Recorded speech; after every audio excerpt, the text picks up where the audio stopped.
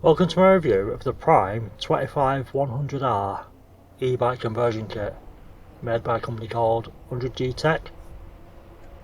100G sent me an email asking if I'd like to review the kit, and of course I said yes. Now when they asked, I didn't have a mountain bike, so I bought a cheap one off Facebook and was going to put the kit on that.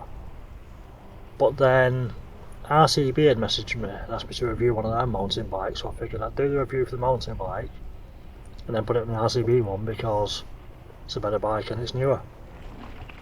So the mountain bike I used to convert was the RCB GK2.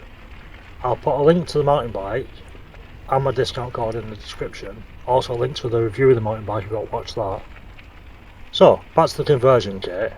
The kit itself is a Prime 25100R, but that's not the full kit.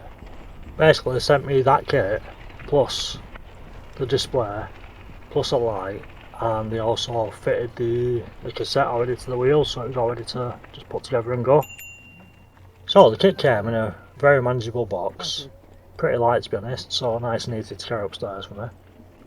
So in the Prime 25100R kit, you basically get the back wheel, which obviously has a motor built in, you get the charger, you get a phone mount, some tools, and the water ball, which is obviously your battery, and obviously the mount for the water ball.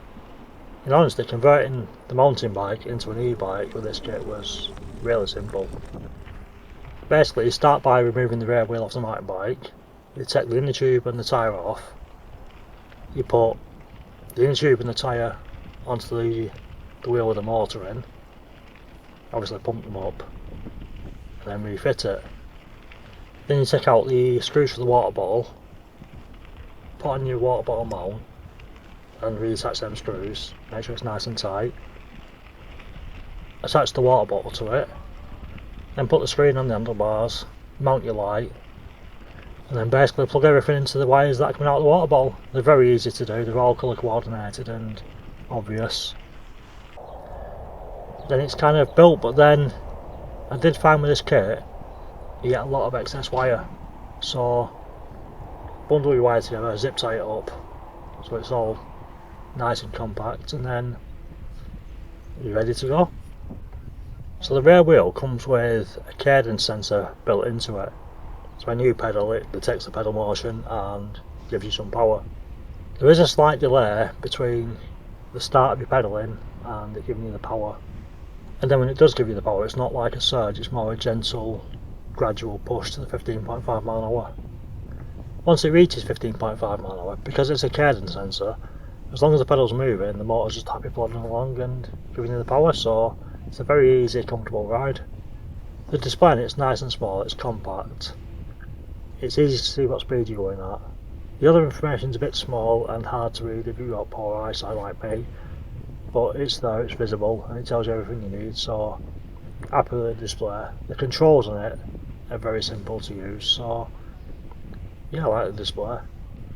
The light on it kind of confused me at first because there's a button on it that appears to do nothing. I was like, is the light working? So basically to turn the light on, you double press the top button, which is plus, and the light comes on. When the light's on, if you press the button that's actually attached to the light by a wire, that makes it extra bright or normal. So the button does work, it's just I didn't know how to use it. The bottle also has some functions, and I'm not really sure what they do. I didn't really play about with that because I don't like messing with things if I don't know what it does. But there's definitely some stuff on the bottle that you can do.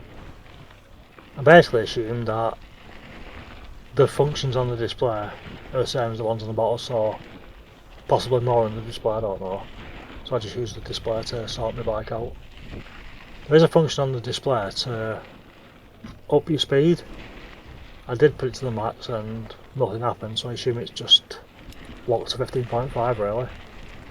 I did find a lot of the time I was kind of going, or according to the display, I was going 16, 17 mile an hour most of the time. I feel most of the time it was kind of just doing all the work for me. When there was a decent breeze of wind I did feel the speed drop a bit, same with inclines. The speed did drop on hills, so this isn't going to be for mountains or anything, it's kind of there to help you rather than to do all the work for you. I do feel the power is more than enough for just normal riding round, and on most hills you're not going to feel any difference. You'll get up there with momentum, and most hills are pretty short. But if you do find a pretty long hill, I think the power's going to drop off and you're going to have to help it out a bit. So the kit they sent me comes with a 36 volt 10 amp hour battery, which I got around 20 mile from. They basically say it's a battery, controller and display, so assumably you don't actually need to buy the display separately, you can have just the battery one. The rear wheel comes with a 250 watt motor with a built-in cadence sensor, and it's 38 Nm of torque. Now I'm not 100% sure how exactly it works, like how they come to the conclusion of 38 Nm, but because the battery's a 36 volt, it's pushing the low end of that. If you up that battery to a 48 volt, you get more at the same motor. So I don't really know if the 36 volts gets the full 38 Nm of torque, or whether it does and then the 48 volt gets a bit more, but you definitely get less from a lower power battery. So yeah, personally I believe a kit like this is great if you've got a mountain bike, you don't really use it much because it's too much effort to pedal, and you just want to make life a bit easier and make the bike do more of the work. For local commuting and getting about town a bit easier, it's really good. The kit itself is pretty light, to be honest, so you don't really lose the advantage of having a normal bike, and you can still pedal it as a normal bike without really being affected by the kit. It's just when you turn the kit on, you get the power and it's much easier. I do feel the kit felt well made as well. It felt like a nice quality product and thought out, easily slots together. There's no messing about or fiddly bits. On the website itself, you have quite a range of kits. You can have different wheel sizes, a more powerful motor, a more powerful battery, a bigger amp hour battery, so it's very mix and match to your taste. You can also have different colours, so it's worth having a look. Obviously you can change the wheel size. I personally would say I'd probably go for the 48 volt type batteries rather than 36 volt, just for that more power, and you also get more range out of 48 volt as well, so I'd go for the 48 volt battery. So yeah, if you're looking to convert your bike into an e-bike, go and have a look at the website and see if there's something that takes your fancy. So, if you've made it this far, thank you for watching. Any questions, comments, put in the comment section and I'll get back to you. If you like the content I'm making, please do like, share and subscribe, it really does help. And I'll see you in the next video.